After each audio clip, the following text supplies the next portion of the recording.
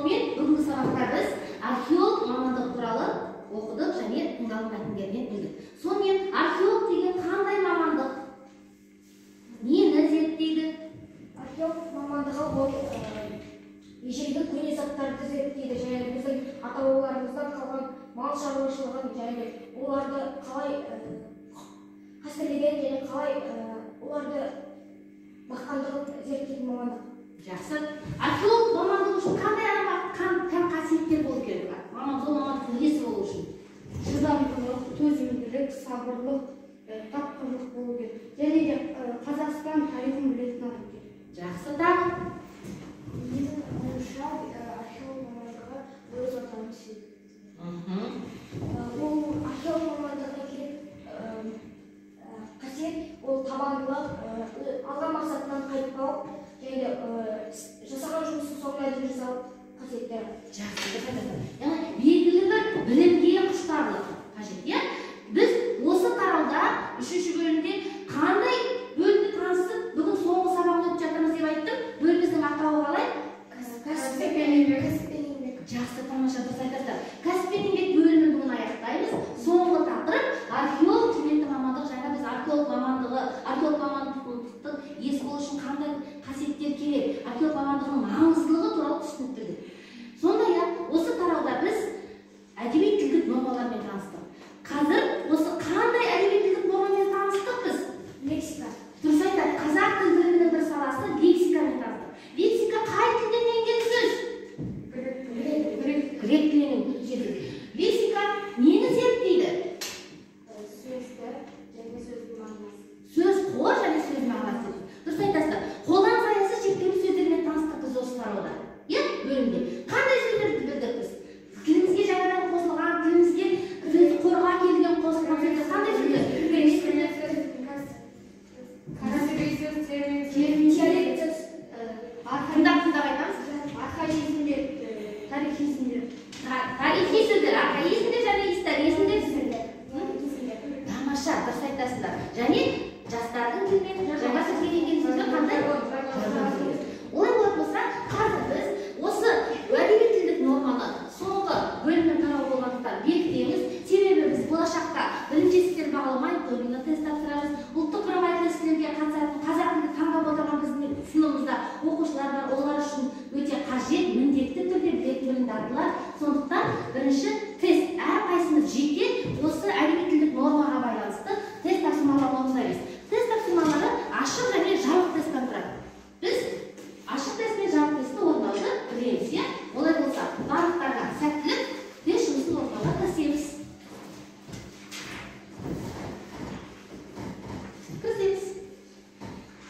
Осы тест парақшасын орындайтын парақшаға білген аттарды жазып қойыңдар. Уақыт кетті.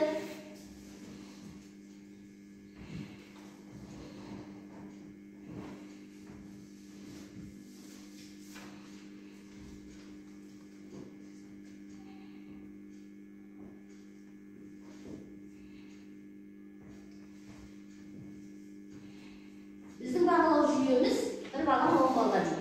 10 балдық тест берілген, сондықтан алған әрбір ұпайлары бір-бір ұпай болып есептелінеді.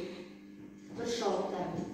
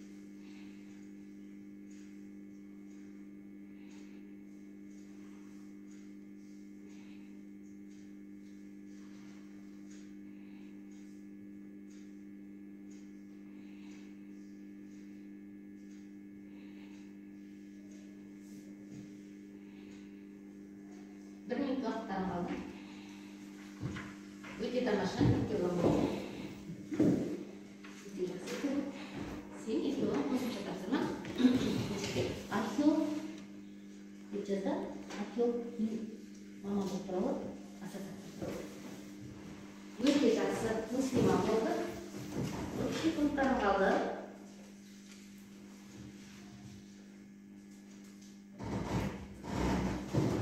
Bu masih akhir mamam.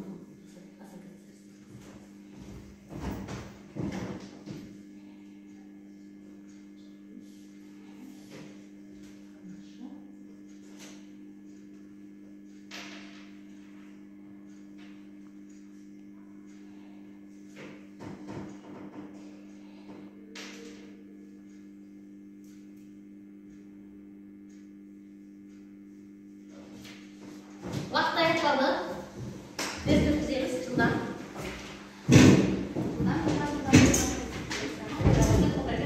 okul жинап тастаймыз. Келесі тапсырмаға біздің оқудың қажеті жоқ. Келесі тапсырма толықтық жұмыс. Әдеби тілдік нормаға байланысты біз өткен тақырыптарға сай семантикалық карта толықпен орындаймыз. Ол үшін мұқиятында аламыз. Қазір берілген сөздерді әрбір топқа сөздер беріп, сол сөздерді мына кестеге орналастырасыздар. Баста деген уақытта бірден уақытта бастаймыз. Жақындап алуға болады. Яғни берілген сөздерді мына қағазға жазып жапсырасыздар. Сіздерге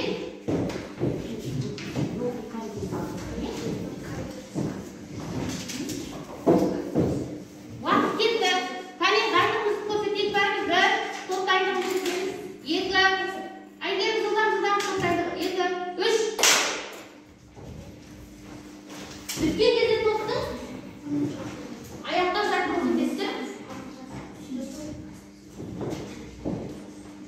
Бір сөзден жазыңыздар.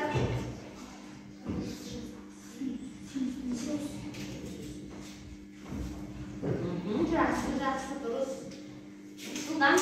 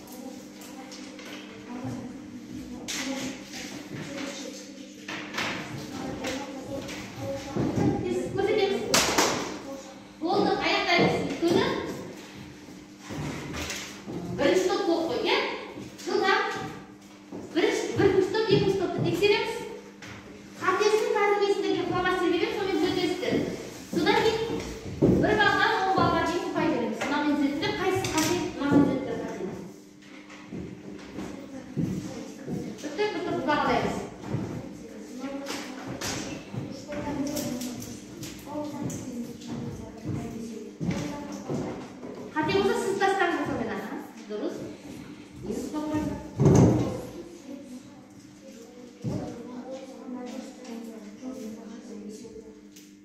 Біреу жазмай қалса жазып қойыңдар. Жоқ, оған жазасың, өзің жазып қойыңдар.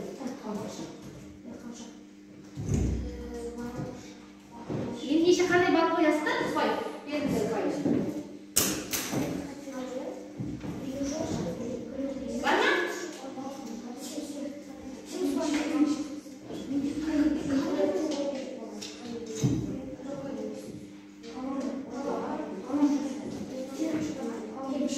Болды, иә?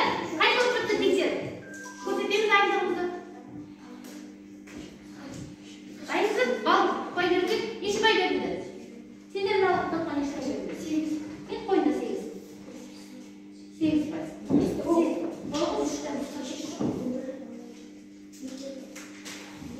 бай. Бірінші топқа бердіңіз, иә? Келдіңіздер айтамыз. Не себепті 9 бай беріп тұрсыңдар? Ана топты береміз, әкел. Екінші топқа неше бай бердіңдер?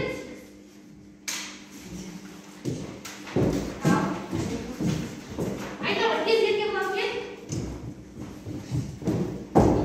Қате бар ма? Отыра ғой. Айта ғой, қате бар. Қарап алыңыз, қате бар дейді.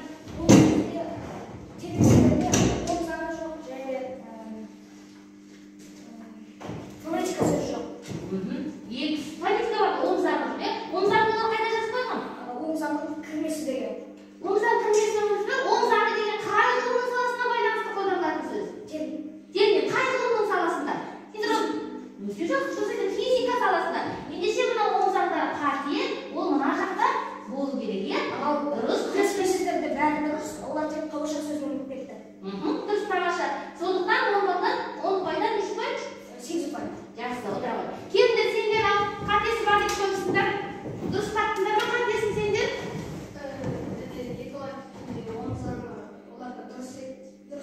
Оң заңы термин сөз екен, біз оны қате деп санадық. Кішкене. Сондықтан 9 емес 10 болды. Яғни бірінші топ әдеби тілдік нормаға байланысты тапсырманы өте тамаша орындады. Екінші топ не істейміз? Яғни қате және термин сөздерден кетті, иә? Ондай болса қайталап жіберейік. Термин сөз дегеніміз не? Ғылым мен техниканың алуан түрлі саласына байланысты сөздер. Дұрыс айтты. Ғылым мен техникаға байланысты қолданылатын сөздер. Содан кейін екінші топ кәсіби сөзді ұмытып кетті. Кәсіби сөз дегеніміз не? Ережесі. Ол бір кәсіпке байланысты сөздер. Кәсіпке байланысты қолданылатын сөздер. Белгілі бір кәсіпке ғана түсінікті сөздер. Дұрыс айтты. Яғни қандай кәсіп иелеріне байланысты сөздер? Бау-бақша, балық шаруашылығы, мақта шаруашылығы. Дұрыс айтасыздар, тамаша. Олай болса, жаңағы топтардың ұпайы бойынша бірінші топтағы 10 ұпай өте жақсы, Айгерім, Муслима, Еркебұлан, тамаша, әдеби тілдік норманы өте жақсы меңгердіңдер. Екінші топ термин сөздер мен кәсіби сөздер кішкене қателестік. Бұл қатені болашақта жібермейміз. Жаңағы ережені қайталау арқылы сендердің естеріңе түсті деп ойлаймын. Тест тапсырмасы бойынша қорытынды ұпайларын айтайын. Өте тамаша бірінші болған Еркебұлан болатын. Еркебұланда бір ғана қате және ол 9 ұпай. Ол неден кетті? Кірме сөздер. Асылсыз деген мектеп, атым, жағым, жәрмеңке, тұқым. Осының ішінде бір кірме сөзді қалдырып кетті. Қандай кірме сөз бар мынаның ішінде? Мектеп дегені дұрыс, жәрмеңке дегені дұрыс. Тұқым деген дұрыс, это тамаша диалект сөз ол. Ал қай сөз? Моңғол тілінен енген сөздер біз өткенбіз. Аймақ. Жоқ, бұл жерде аймақ жоқ. Дұрыс айтасың.